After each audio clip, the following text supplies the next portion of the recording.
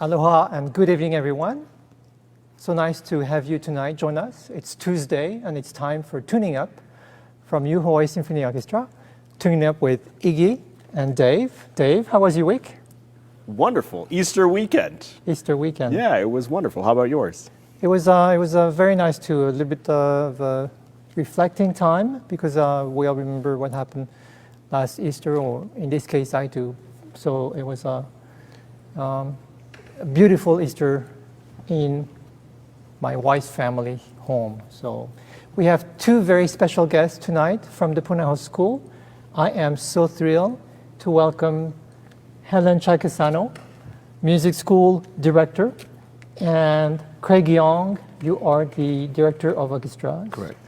Craig, it seems like every time I see you, and I think I've known you ever since I came here in the late 90s, it seems like I've only seen you on campus at Punahou. It's kind of nice to see you outside campus. Yeah, because I'm at Punahou just about every day, and this is what, 33 years? Wow. So yeah, that's my second home. That's right. When I go to Punahou, I'm lucky to be one of the school's employees. I come very early in the morning, and you're there to open the gates for me. Yeah.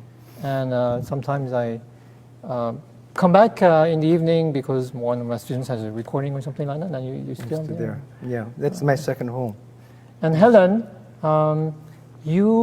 let's see, when I first came here, it was Amy Mitsuda who was your predecessor. Yes. When did you arrive to Punahou? Let's see, that was in 98. 1998. It feels like yesterday, actually. It does. Because I've also known you as a colleague with different organizations where that you've presided over. And I believe Helen and Dave have some things in common. A little time in Chicago, right? That's right. Northwestern. Yeah, absolutely. Yeah. So before I moved to Honolulu, I was at Northwestern for my graduate degree. But where did you grow up? I am from upstate New York, Albany, New York. So there's, what did you call, Dave, 6 degrees of separation between Craig, Helen, and yourself? Unless it's the Randy Wong phenomena. It's actually 2 degrees of separations between anyone and Randy Wong in Hawaii. That's probably true. Yes. So let's see. So there's some Chicago connection. And what is the connection between Craig and you, Helen? Well, we both spent time in upstate New York. So I went to school, the Eastman School of Music in Rochester, New York, and she lived in Buffalo, right? I was born in Buffalo, just like Kathy Hefner, actually. That's right, yeah. And then I grew up in Albany, New York. I went to school in Potsdam, New York, which is practically Canada. Wow. Yeah. Way up north. So before we get to the thick of it, Dave, do you have any announcement to make for our viewers tonight? Sure, Iggy. Yes, if people would like to join in the conversation. You just hate doing this. I know it. You can text us below at the number below here, excuse me. You can text us questions this evening. Join in the conversation. We'll have a quiz question that must be around Punahou School. And maybe even hints at some possible performances, live performances from the Hawai'i Symphony Orchestra in the near future here. So please join us. We have a wonderful bottle of wine for the quiz winner this evening. What are we drinking this evening? Actually, we're not drinking this evening. To be fair, it's a red wine, and this is clearly white that we have in our glasses. So, Iggy, what do we have? Yes, and just for all the Punahou students watching us tonight, none of us are drinking. This is just for show. But for the trivia question, if you want to call in and offer the bottle for your parents, you are going to win a bottle of Masseria Livelli Susumaniello 2019 of Salento. So I don't know my Italian wines. I just read the text that was printed on my cheat sheet. So I believe it's a red wine. Am I going on a limb? I think I think we're safe to say it's a red wine, but most importantly, it's from our friends down the street at Hosser Wines. And also we have our charcuterie board from our friend Terry at Hosser Wines. So thank you for your continued support. Come on down and buy some wine from them. They've been really great supporters of us this year and all the previous years. So Is it too soon for the quiz question? I feel like Is it? sometimes we forget about it. Yeah, maybe you should ask it now before we. I want to know a lot more about Helen and Craig on their personal level, not just about the school, but the question, the trivia question tonight. We are looking for someone who is very much associated with Punahou School and with the Hawaii Symphony Orchestra. It's a conductor who's appeared as a guest of the Hawaii Symphony Orchestra on a few occasions. And that person is also a alumnus of the Punahou School, 1989. Do you need more hints? Do we need a gender or? No. No. Okay, No. so 1989 Punahou grad, conductor, does not live here, but has been a guest conductor of the Hawaii Symphony Orchestra a few times, both for classical performances and pops. And who knows, maybe she'll be back here soon. Ooh. Whoa! Ooh, a leading question. Wow, that was a hint. So Dave, you like to start the sessions by the universal question? The universal question. Take us back to the beginning. Thanks, Dave. Yes. I knew that was coming. Yeah, I'm a big fan of this show. Well, I think there's many ways to answer the beginning question, Right. but I think that how about my beginning to come to Hawaii? Sure. I'm actually from upstate New York, as we stated before, and did some schooling in Chicago at Northwestern and moved out here. I like to say I blame my husband for many things in life, including a wonderful move to Hawaii. So he decided to study ethnomusicology at the University of Hawaii and specialize in shakuhachi. And this is a wonderful place to come. So we packed our bags and planned to be here for just a few years. That was over 20 years ago. So that's the beginning of my move to Hawaii. So you followed Steve I did. at first, She kind of had to. but then, Well, he followed me to Chicago, to be fair. I see. Yes. And Craig, I'm so happy because, as I've said, I've only seen you, you kind of like St. Peter at Punahou, you know, you're opening the gate of, Oh, that's right. I'm there every morning. I'm there at the crack of dawn. He is a saint. I will add that. That's just it. sorry, Right. No, that's okay. that's just your beginning. Okay, let's see. You know, I have a connection with Punahou School, although I went to Iolani. I took all my private piano and violin lessons at Punahou School. And my piano teacher was Isabel Han, who was the music director at the music school then. And she was a wonderful teacher. And I started with her when I was in the first grade, and then all the way up to the time I graduated. I decided that I really wanted to go into music, and that, and the funny thing is, I didn't know what instrument to do as far as majoring in it. So I thought, well, if I'm going to apply for music school, I might as well try both instruments. So I auditioned on both, and my goal was really to get into Oberlin or to the Eastman School of Music. And then the funny predicament was I got rejected on the piano at Oberlin, but accepted. No, I'm sorry, I got accepted on the piano at Oberlin and rejected on the violin. And then at Eastman, I was accepted on the violin and rejected on the piano. So I couldn't figure out which one to do. So my teacher said, well, you know, my piano teacher said, you know, you got to think of a couple of things. If you're going to be a pianist, that's probably one of the loneliest professions because you're really in a practice room all by yourself all the time. And so you want to do the violin, you can make other friends and meet other people because you have ensembles to be part of. So I decided, well, I'll go to Eastman.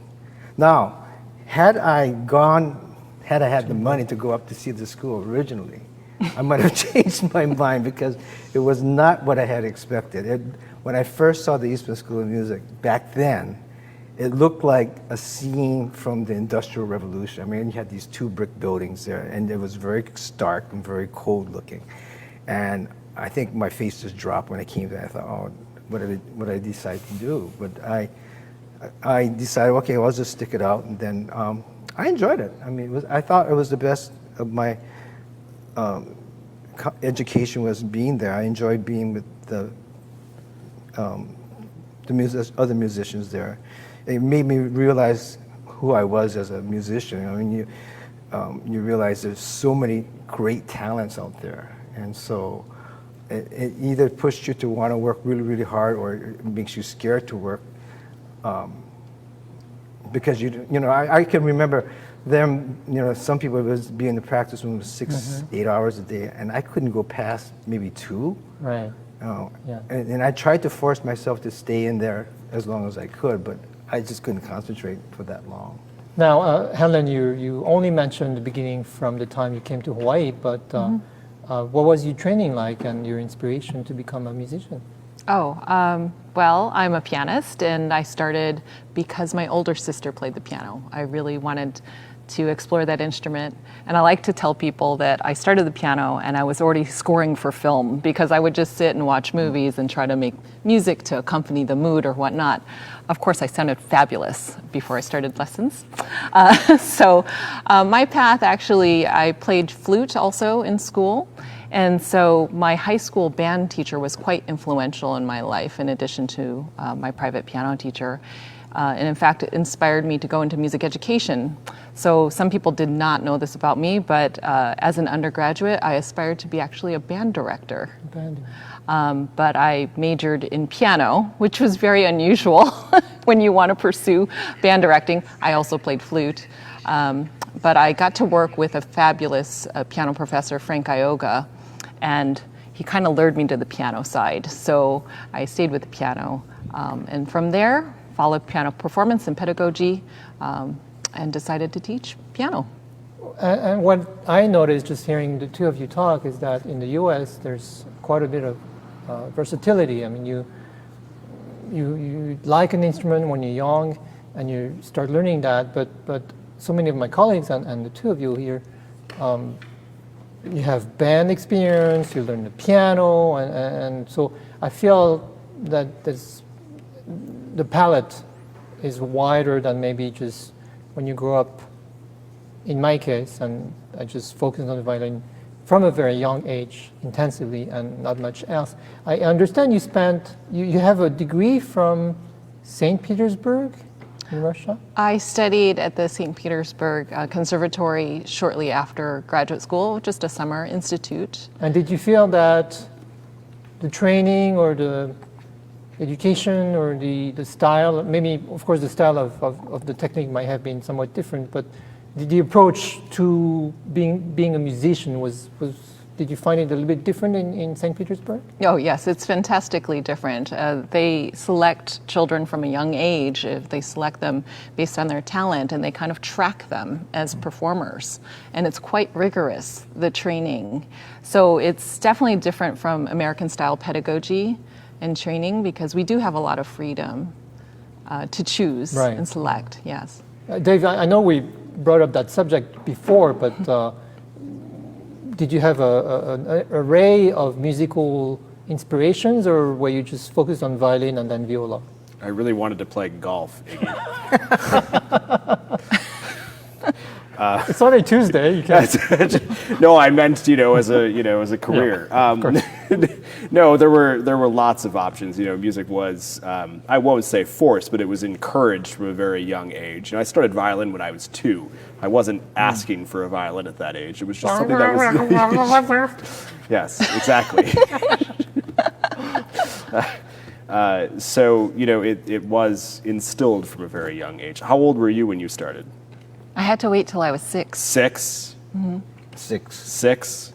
5.5. 5. Oh. Okay, all right, really snuck And in do there. you remember, actually I remember vividly, so before your first lesson or your first visit to the teacher, of course my mom would play recording of violin music, and that's how I wanted to learn the instrument, and then my older brother, sister played the piano.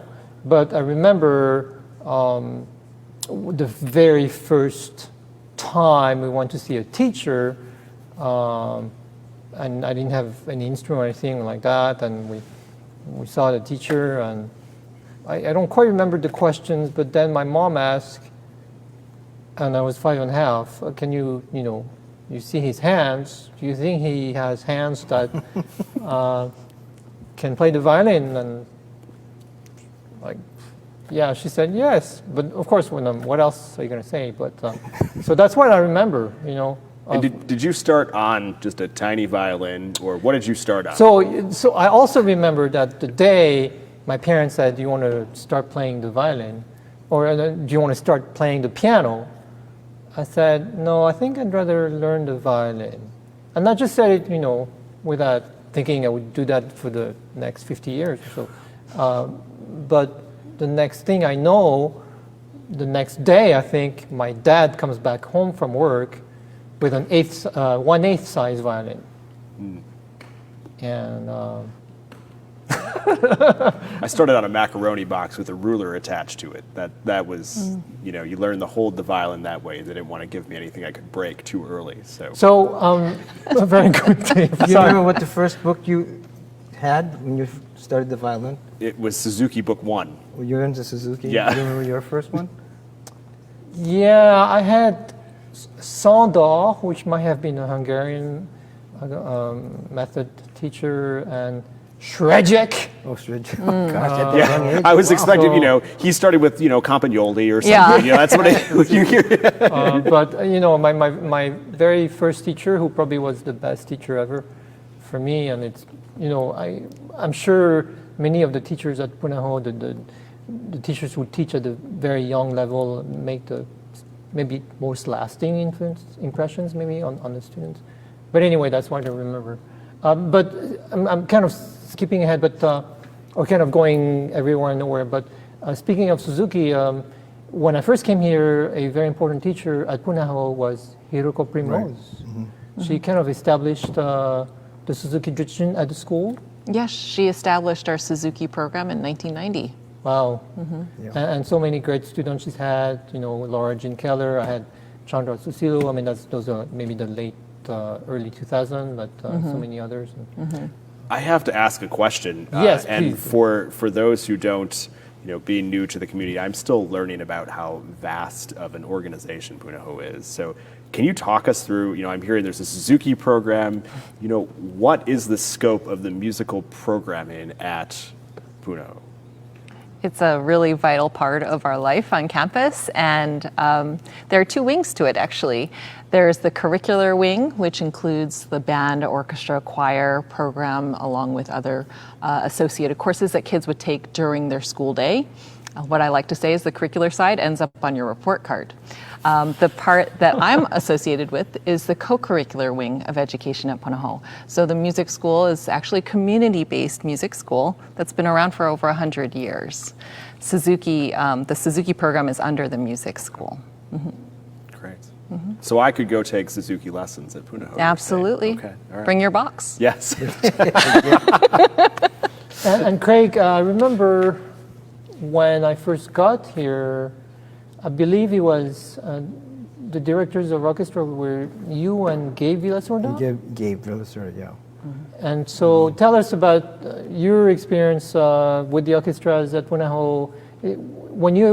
Did you start with Gabe or did you start with someone else? No, there was another guy there before. Well, when I started at Punahou, which was about 1986, they hired 2 teachers, brand new teachers, to teach orchestra. And the program wasn't very large. We had a 5th grade orchestra, we had a 6th grade orchestra, and our junior school, 7th and 8th grade orchestra was a combined group of 50 students total. And then we had 2 orchestras in the academy of our 9th to 12th graders. So we had 5 orchestras.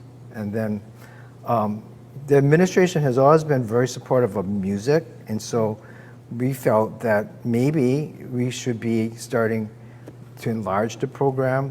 And so what we did was we asked to have a split off between the 7th and 8th grade orchestra, and then also had a advanced orchestra of 7th and 8th graders. So because there were a lot of students who took lessons or started at a very young age, so we felt that there was a curriculum for them so that we could specialize in maybe more challenging music, which would be a feed to our academy. So as the years went along and we started expanding our 5th grade. Now, expansion, we did this by going to the school, the grades and demonstrating instruments to get them excited about it. So the program started to grow larger and larger until, I think, as of last year, we had 598 students involved with strings. Wow. And that's, I would say that's probably one of the largest programs in the United States in one school. And so we were excited until COVID came along. It kind of wiped out a lot of things, but we were doing very well as far as the numbers of students and getting involved with string instruments. Now, roughly speaking, when you say you go to the kids and you try to get them to enroll and take part in the orchestra, what can you do? Like, let's say I had to do that. What could I do to kind of get them inspired? Do you play for them? You show? Yeah. So what we do is we have the entire 5th grade. They come in groups, and they would come into the orchestra room, and we demonstrate the instruments, and we'd play a little thing on each instrument, and then we'd play a ensemble of each instruments together. So we had at one time our bass teacher at the music school. And we have 3 teachers in the orchestra program. And so together we all played. We had a cellist, and we had a bass, and 2 violins, and we were able to play a little quartet, and it inspired the kids. The funny story was that one year we had a student teacher, and we told him to go ahead and play the Pink Panther. And he played in the wrong key, and he couldn't get out of it. So usually we have a lot of people sign up, when they hear the Pink Panther play correctly, and for cello. And that one year we had about maybe 10 sign up because they just weren't sure that's the instrument they wanted because it didn't sound right. But what if you played the Pink Panther on the viola? Is there a big draw then for violas, or what? I don't know. But we didn't play the Pink Panther. We played some other English jig. And of course, that the English and the violists, yeah. Yeah, that kind of inspired students to. We've never had a shortage of violas. That's the interesting thing about the school. We've never had a shortage of violas. And I will say, I watched the recent concerto competition, and you had a violist play the Walton Concerto, and it was phenomenal. I so enjoyed watching that. Oh, yeah. Thank you. Yeah. And that was your student. That was my student. And I was very impressed as well. The other thing that impressed me was you were actually playing piano. Yeah. And it was a massive part. And you were just made so easy. I was like you had the whole orchestra. It's a challenging accompaniment for the piano, I have to say. It really is. Yeah. And I've had, because I didn't want to learn it, I've had other people do it before, and they struggled with it. And I thought, okay, if we're going to do this concerto concert, I think I better learn it myself. And I thought, oh my gosh. It felt like it was being back in school all over again. I had to spend a lot of time looking at it. But it's fun to just do that with your own student. Right. And of course, in normal times, you might have conducted her. Yeah. Or yeah. We should maybe give a shout out to your colleague, Dr.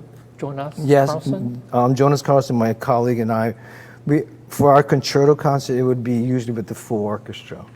And that's the whole idea behind the concerto concert was to give seniors by audition the opportunity to play with the full orchestra, and that might be the only time they ever will be able to do that. And so right. So it was unfortunate because of this year that we had to go to piano accompaniments instead. Now, Helen, tell us about the transition from being a pianist and a piano teacher to the administrative side, where there are so many different components that you might not have trained for when you were younger. And do you acquire expertise via experience or things you learn elsewhere? Yes, to all of that. And you just keep learning. I've been very privileged to have some wonderful, fantastic colleagues to work with. But I'd say the move into administration was really prepared by my training as pianist, because you literally, if you're playing Bach fugues, you have to deal with many, many voices at the same time and figure out what to highlight, but they're all very important. So it's not unrelated to administration, I think. I think my greatest joy of my job is really the people and working with wonderful people and putting their talents in the best light. It's fun to see people feel like they're really thriving and making a difference. So I still learn every day, believe me, Iggy. And I have done some additional training, some leadership institutes, but I think the best thing is to be reflective in the work and ask your colleagues for feedback and just keep trying to improve. But when you interviewed for the position at Punahou, I know you're very modest, but what do you think are qualities or assets that got you the job? Well, that's a hard question. I was sitting on one side of the table and the people that decided were on the other. However, I did run an early childhood music program prior to taking this job as director. So I was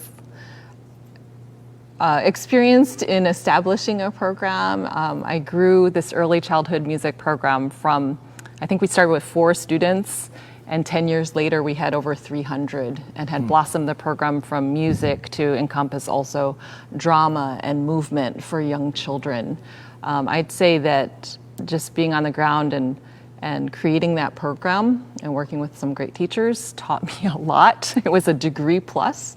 And I think that sensibility of dealing with students and families did assist me in helping me build some skills. And I should say that it's not just the classical training and the classical music. There's a lot of interaction with other disciplines. I mean, musical styles. The jazz programs or Hawaiian music. It's all intertwined.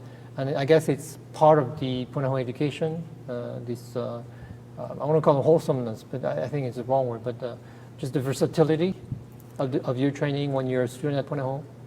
Oh, yes. I think there are a lot of opportunities at Punahou, and I think they recognize the students' passions, and we realize we have a broad set of passions to support at the school as a faculty. So, yeah, they have a lot of chances. They can play Hawaiian music for holoku. They can play in the jazz band. They can play for Senate Jam and do some of their own pop stuff. We've had some student composers in the past that we've supported through our programs. So there's one segment sometimes we bring up called Today with Aloha.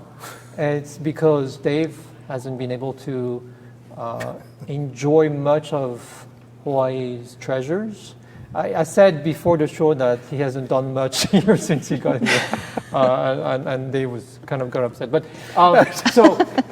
it could be a hike or a Hawaiian food specialty, but I think being at Punahou, obviously, and because it hasn't happened this year or last year, or it has happened virtually, but Craig, what would you recommend? We would recommend that you come to the Punahou Carnival. Carnival. Mm-hmm. That is the big community event of the year. And it's for scholarships, but A fundraiser, yeah. Yeah. But it brings in millions of dollars, and it's Yeah. just jam-packed. And I was able to see some of the online art that was up for auction. Must have been, it was either 2 weeks ago or 2 years ago. I'm not sure right now with the context of time. But it was amazing how much support there was around the school, and generations of children that have gone to school there, and families that have continued to support the school.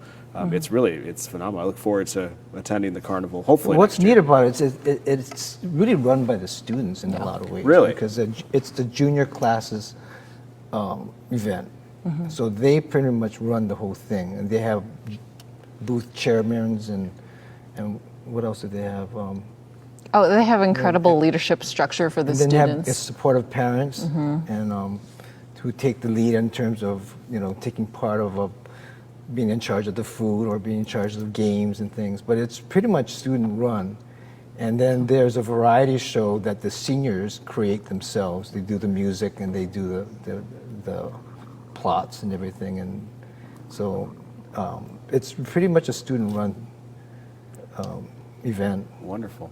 Yes, it teaches a lot about leadership. I remember, but the variety show, I did go to the variety show because one of my former students was actually, I think the show was about Michael Jackson, I think. And so my violin student, who's also an accomplished pianist, was singing Michael Jackson and dancing and did the moonwalk at the end. Who was that? Eric Leo. Oh. Oh, yes. So, Craig, when you're a kid, I was mentioning before, you learn many different instruments, which is great here in the U.S. But eventually, you kind of focus on one, and you teach the instrument that you stuck with. But in your case, you have your own.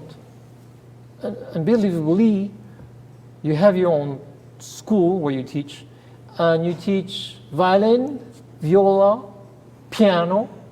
Yeah, primary violin and viola. No, primary violin and viola. But I see students all around, and then I say, "Oh, are you playing nice piano? Who's your teacher? Oh, Mr. Yang."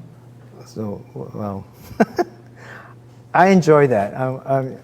Teaching privately has always been a passion of mine, and it's been, to tell you the truth, I didn't even think I was going to be teaching school. When I was studying at music school, I thought I'm going to be teaching private lessons, but to be realistic, I thought, wow, how am I going to get that many students to really make a living?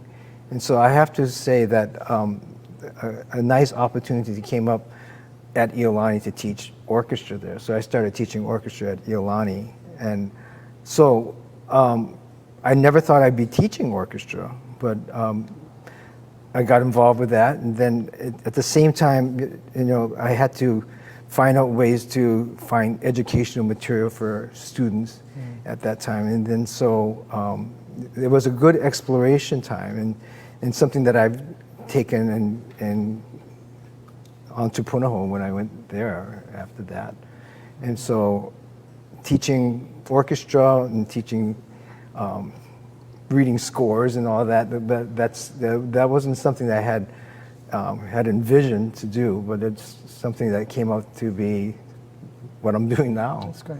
That's great.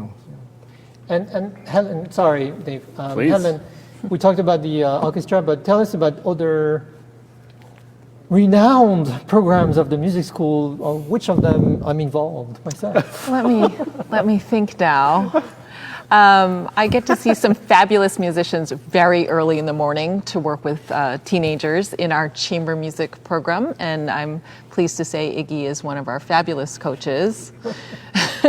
Very patient, also very inspiring. But Craig and I co-chair that program, and we're very fortunate to have a number of scholarship and endowed sponsored quartets that we run. And it's a partnership with the music school and the orchestra department. And last year we had, I think, 8 student ensembles. And in fact, this year, even with the pandemic, we are going to put on a spring concert, which we are going to record in just a little over a week and premiere it in May.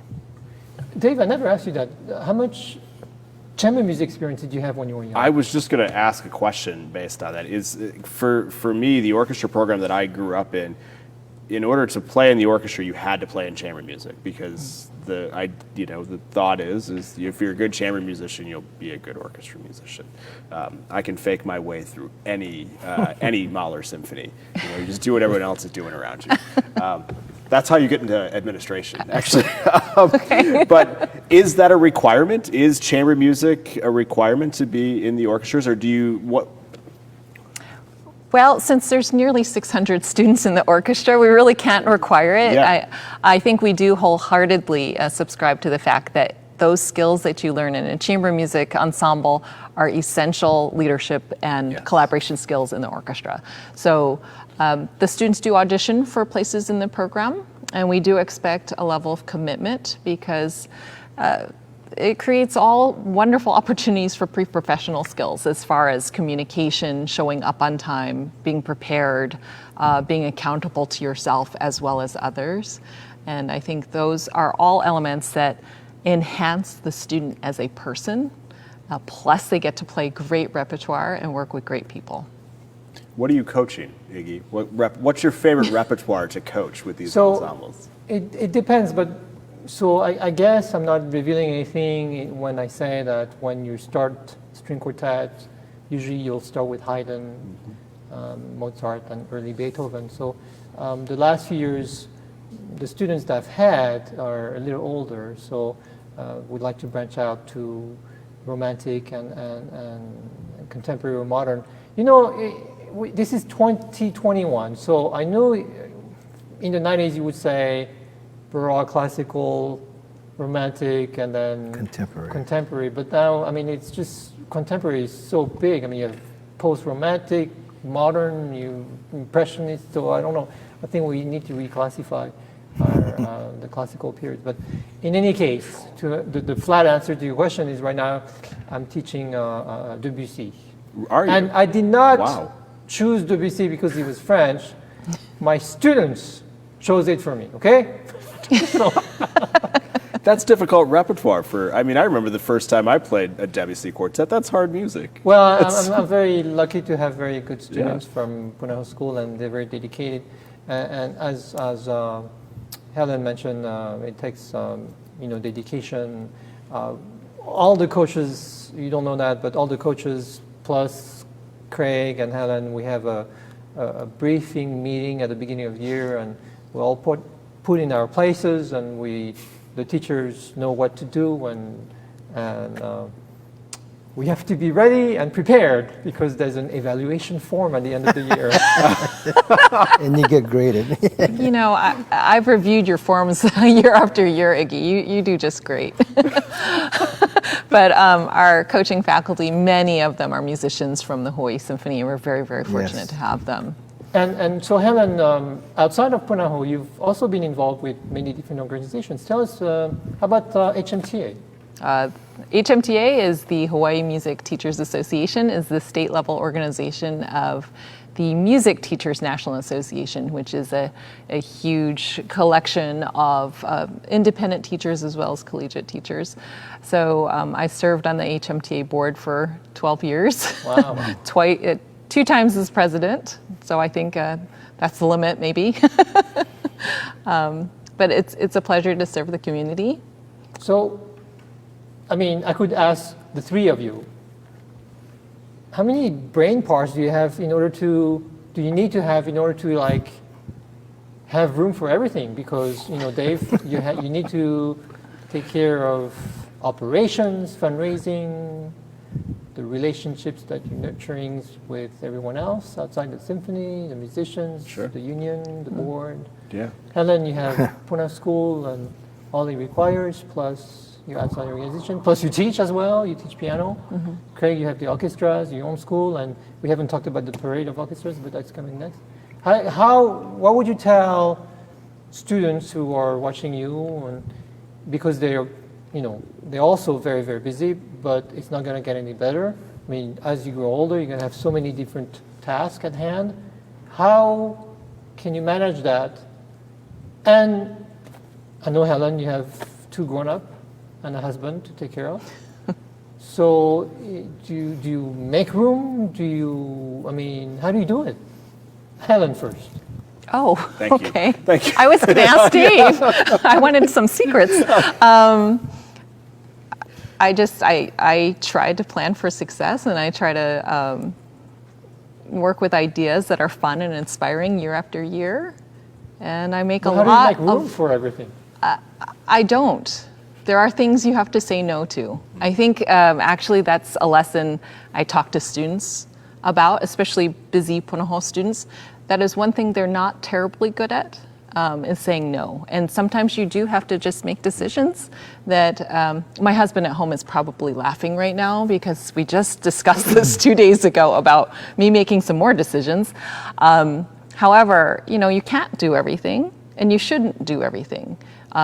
You have an amount of energy and time, and you want to spend it well.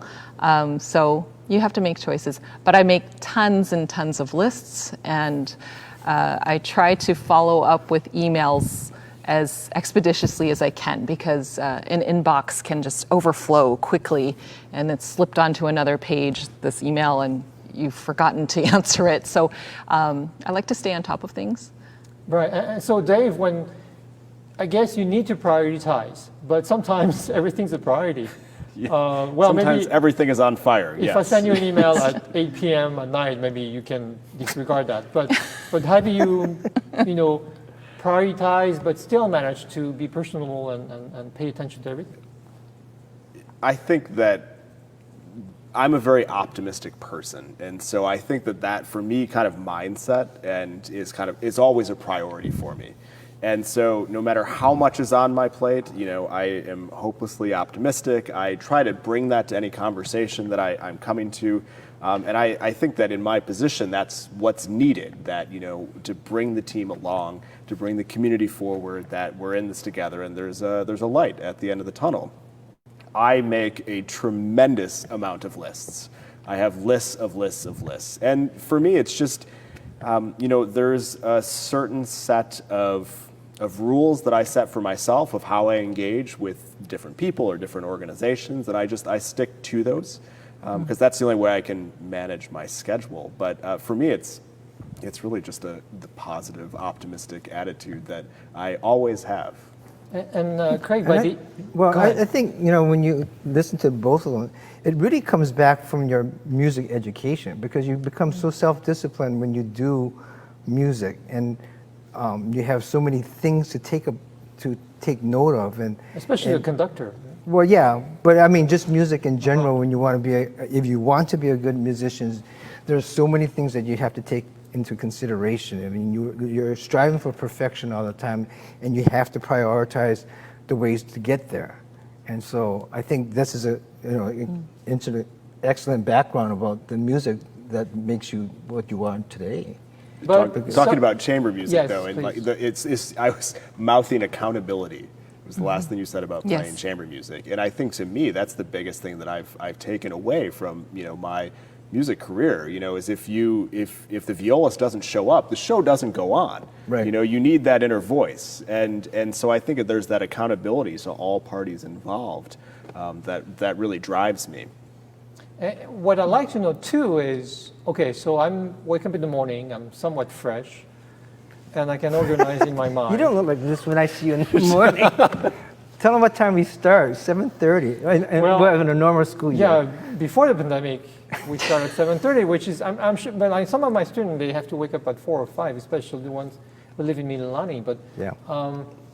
But so you're okay in the morning, but then by the time, sometimes it's 5, by the end of the day, I just can't think clearly. I get very irritated. I get irritated easily. Oh. Well, Well, I've always thought that when you have an individual student come in, they don't know what your day's been like. Right. So you have to treat each individual student as if they're special. They could care less. They could care less if you had a bad day, and you don't want to put that upon them because they've worked hard for their lesson to be there, and so you just have to treat each individual as a special person. So. Yeah, and Helen, as the director, do you have to kind of give that reminder to some of your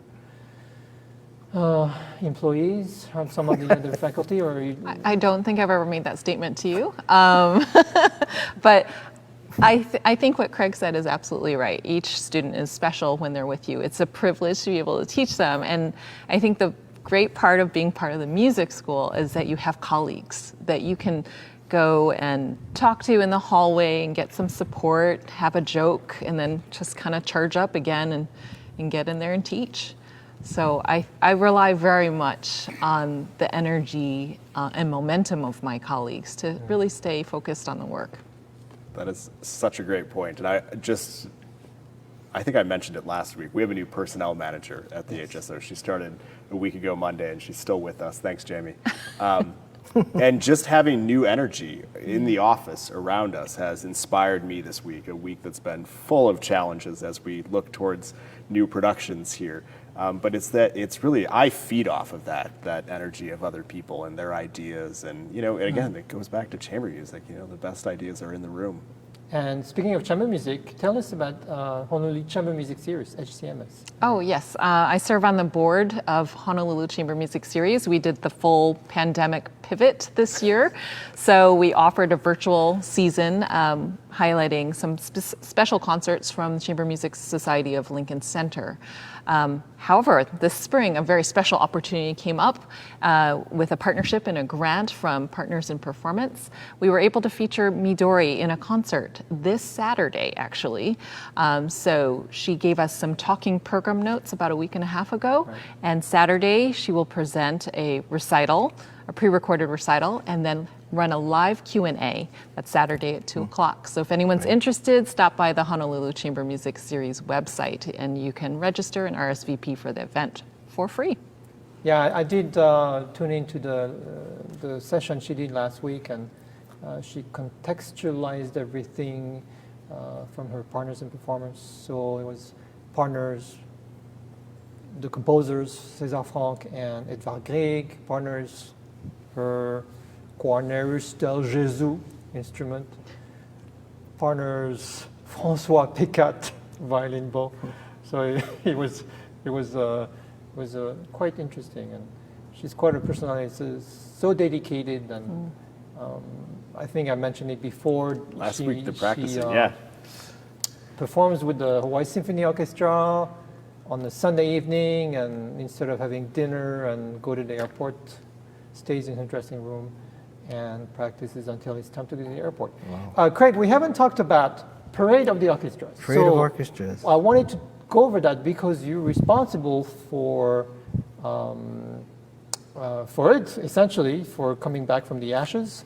Tell us about it, because I understand it used to happen and then it didn't happen. Yeah, I can remember. First of all, what is Parade of the Orchestras? Parade of Orchestras is where you have schools, orchestras from various public and private schools take part, and they get adjudicated by a panel of judges, and they perform, and then they get positive or usually positive feedback, or things that they can be constructive criticism as to what could be improved upon. So that was the whole point of the Parade of Orchestras. But I can remember back in the 60s, I'm dating myself, but we did have Parade of Orchestras, and it stopped in like 1968. And then for 21 years after that, marching bands became a big deal, and people started moving towards the marching band, and a lot of the orchestra programs that we had in Hawaii started to phase out.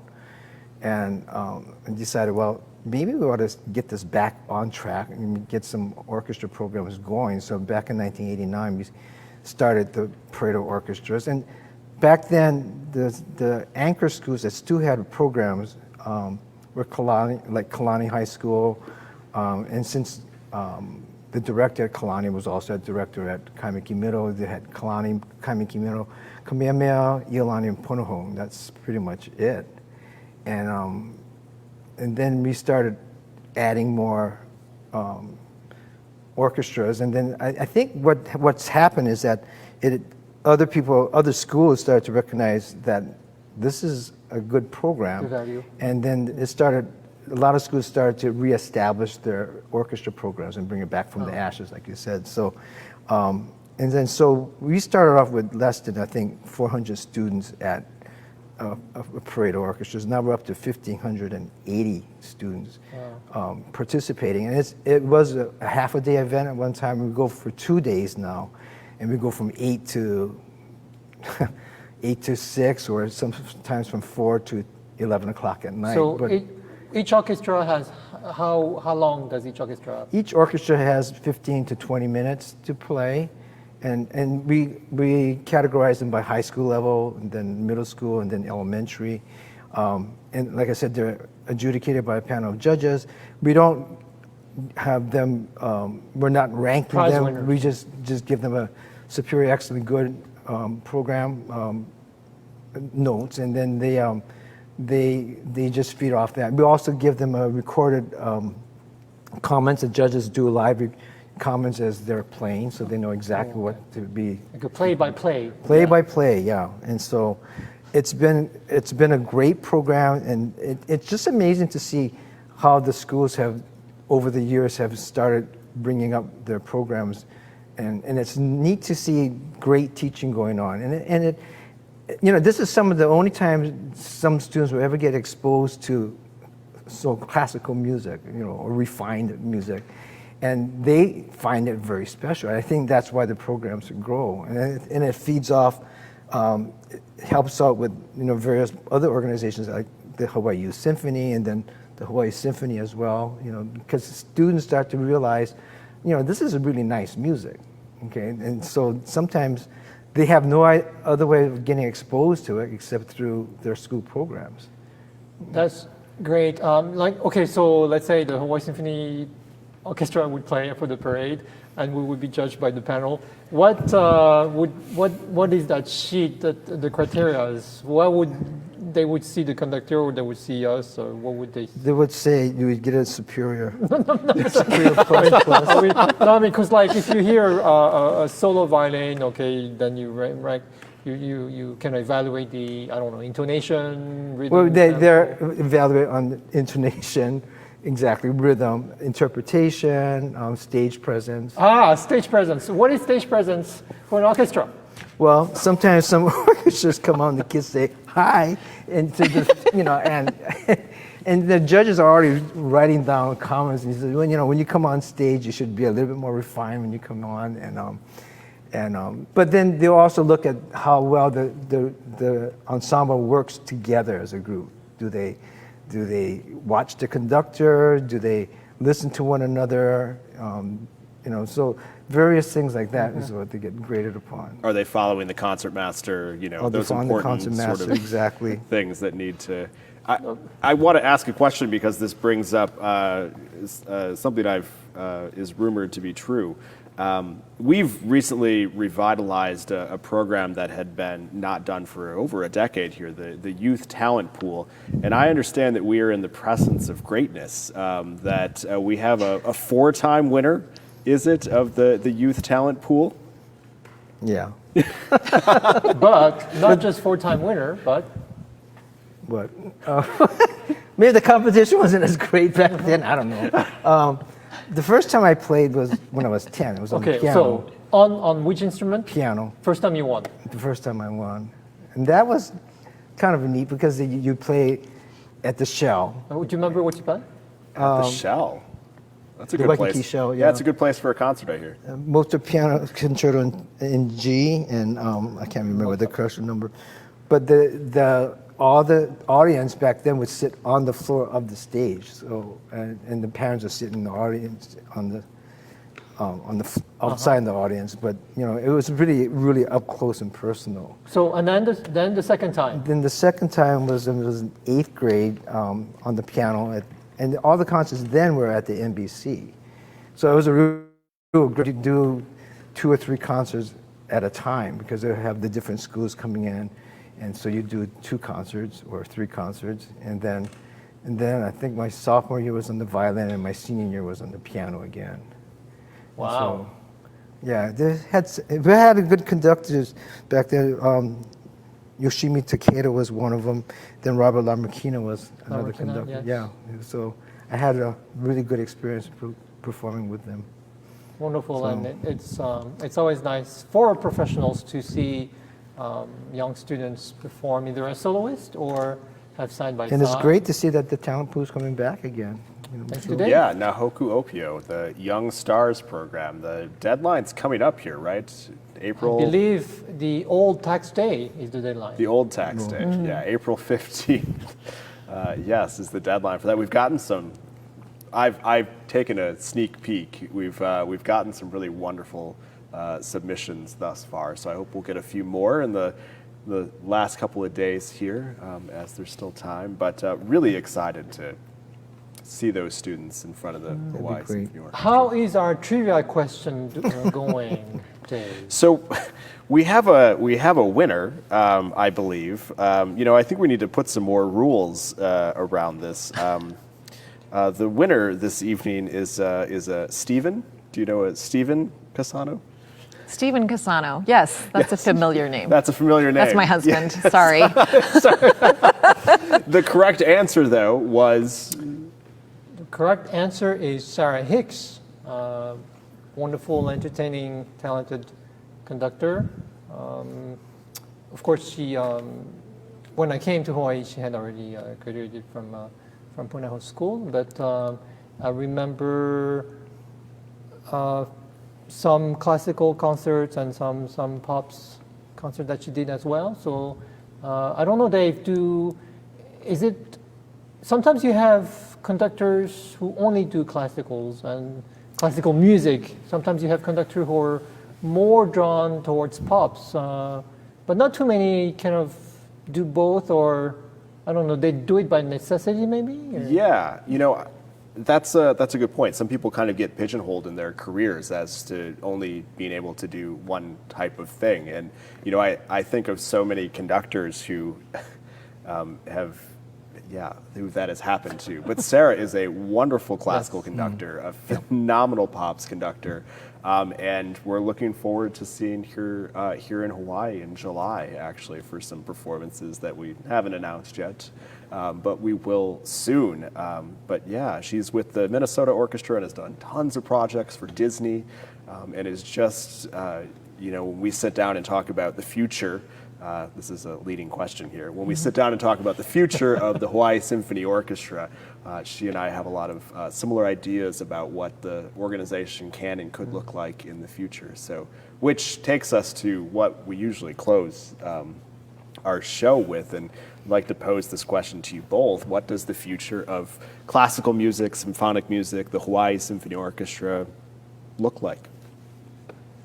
I think it looks great. As long as we have great teaching here, private teaching, great orchestra programs going on, these students are exposed to this type of classical or refined music, I guess, I don't know what you want to call it, but you know, they get excited when they hear the Hawaii Symphony play things that they know or are familiar with, and it's good that the Hawaii Symphony also exposes them to new things.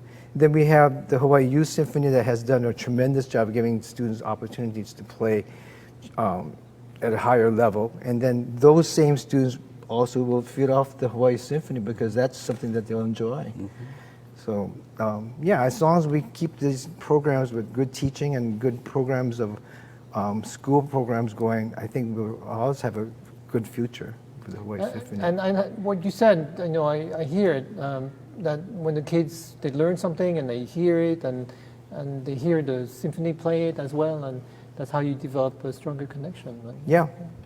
Helen, any thoughts? Well, yeah, I think the future's fantastically bright. I think this year brought into great relief what we value, what we continue and want to sustain in our lives as experiences. And as the director of the music school, what I saw were a lot of committed parents and a lot of committed students, in addition to the wonderful teachers, really kind of overcoming a situation that we had not been in before, and continuing to learn and grow and wanting to connect through music. So to me, music is how we define ourselves as a community and how we connect and how we feel together, how we celebrate, how we mourn.